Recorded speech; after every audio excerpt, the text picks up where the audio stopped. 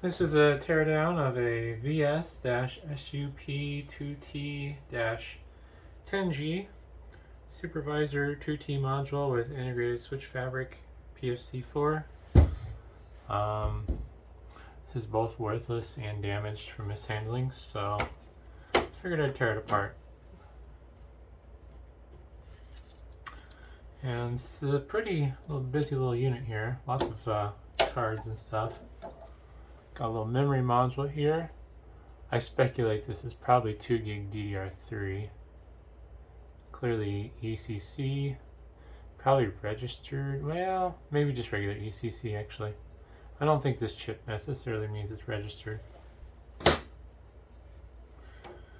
There's a 1 gig CF card, presumably for boot internally, along with, let's see if we can get the front one out. Is there an eject? Yeah, there's an eject.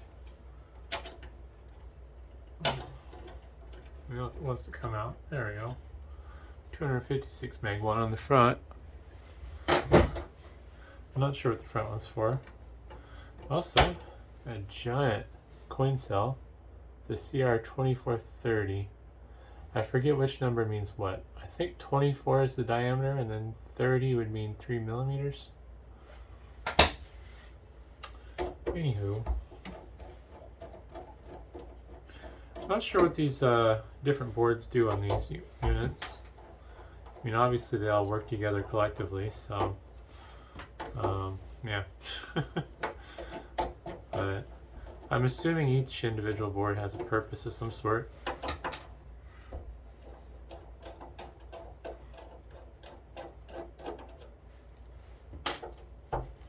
Do not know how old this is. It's new enough to have 10 gig, but it's an older pre-SFP standard, or well, pre-SFP plus that is.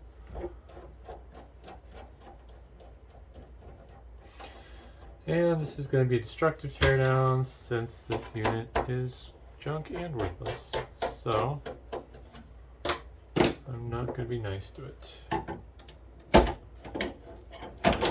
Heatsink is thermal epoxied on. It delidded the cover off of that chip there, which is a common issue I have with these Ciscos when I'm tearing them apart.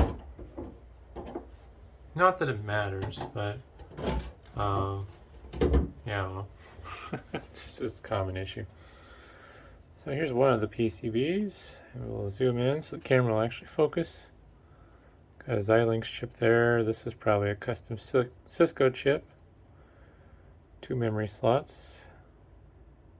There's power regulation over here, which makes sense because, as you can see with these patterns, the connectors for this board are on the other side.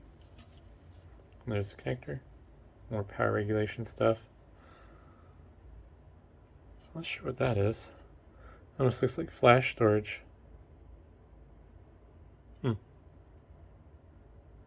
Not too much to see on the bottom of this board.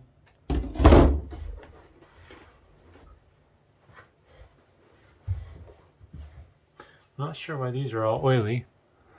Also, I need to zoom back out. There we go. There must be a thermal pad on the other side. Oh, we're going to attack this board next.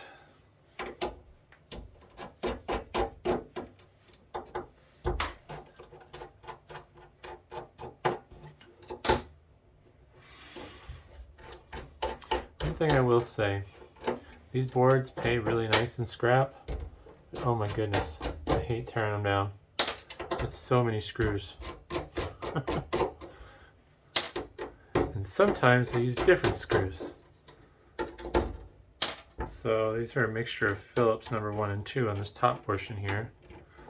The only reason I'm able to get away with using a Phillips number 1 bit right now is because I'm doing this by hand and I'm not as strong as my drill is. If I was using the drill on the stuff that required the Phillips number 2 stuff, I would be stripping out the screw heads. Ouch. And I know from experience. So, whoops, oh, that was spring. So here we'll see some custom Cisco stuff.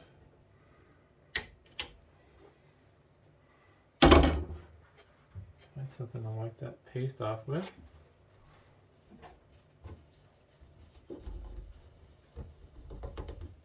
I'm not sure the rhyme or reason on why they glue some stuff down and why they spring some stuff down.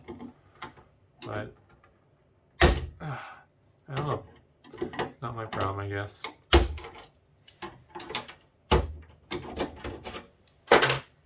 Delighted that one.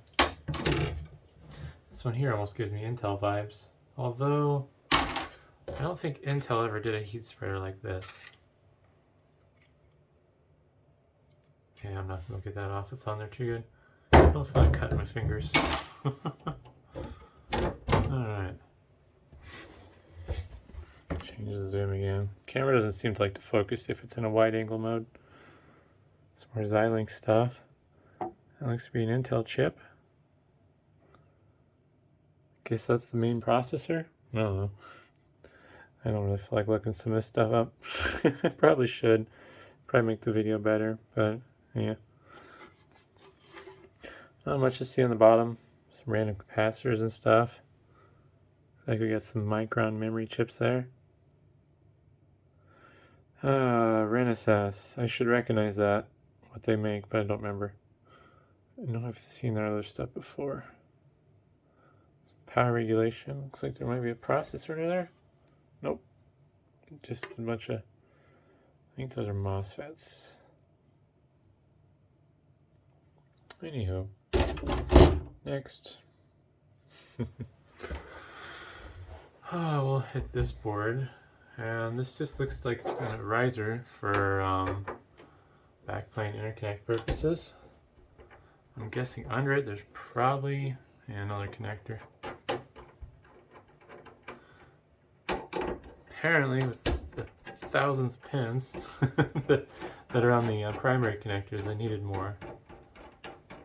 I don't foresee there being anything else on this little riser board here other than the connector. And probably won't show up in the video, but there's a bunch of scratches and stuff. Basically what happened, which is frustrating for me, is the place I bought this from, when they moved it, they took everything apart and didn't really take any care to make sure it didn't get damaged. So all these cards that came out of these core switches, as I like to call them, were basically just shuffled around and banged up. And some of them they were nice enough to put back in after the fact, so I have to carefully go through and verify that there's not physical damage, which is aggravating. But yeah, you can see that connector's damaged from mishandling. So yeah, no, just a little daughter board for extra connectivity. Looks like there's a little something here. Hopefully this doesn't spring a thing into my face. Oh, it's hanging on. There we go. This is a bit treacherous to do with no gloves on. Oh, let's see here. Need a screwdriver. This is not meant to be a nice teardown, that is for sure. Flop. Oh, a big chip under there. This thermal compound. Oh, I don't have a trash can right now. Oh well. This thermal compound's dried up though. So, no way to tell what that is. Looks like it's a ceramic package. It's kind of neat. I would guess it's Cisco branded though. Just based on the fact that I've done these before and usually those chips are Cisco branded. I will not be taking this board out just because I did not grab the right tools to fully take this out. And there's stuff on the bottom, but based on what I can see from the side, it looks like it's a lot of just passive components. Big capacitors and stuff. Crunchy. Should be doing this with safety glasses on. And I have some. Cool. I kind of wing it on these things sometimes. So probably won't be able to see much on these chips because it'll be a thermal epoxy. And the ones that rip off the head spreaders, of course.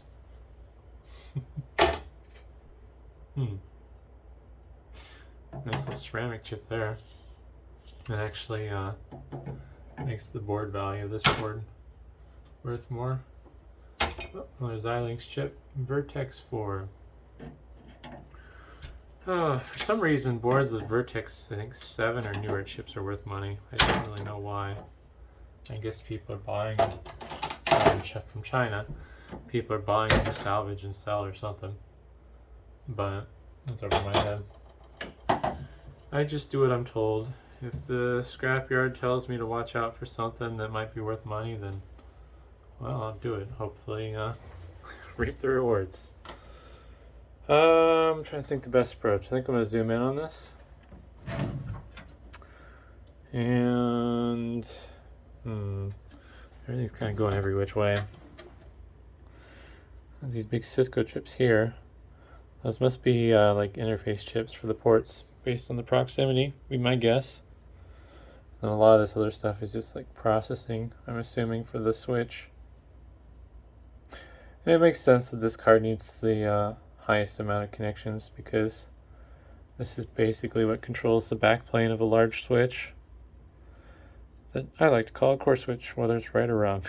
I don't really know if there's a real name for them, for the bigger switches that like large enterprise uses, but yeah, who knows. So I think even when I look them up on Cisco, they just kind of call them switches. Altera Max 2. Something tells me if a person was really smart and doing some really fancy stuff, they could probably harvest a lot of these chips and use them for other projects. But yeah, I don't know. I think that's about all I'm going to show. Camera's not quite high enough to put this vertical, so I have to look at a weird angle. And just pins for days. Jeez Louise. Here's a mill. Jeez, 8 rows, top to bottom, so 8 rows vertically. Side to side, I really don't feel like counting. I'm gonna pretend it's 50. I don't even.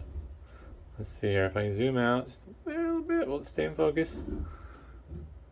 Not really. I'll just sit it down flat.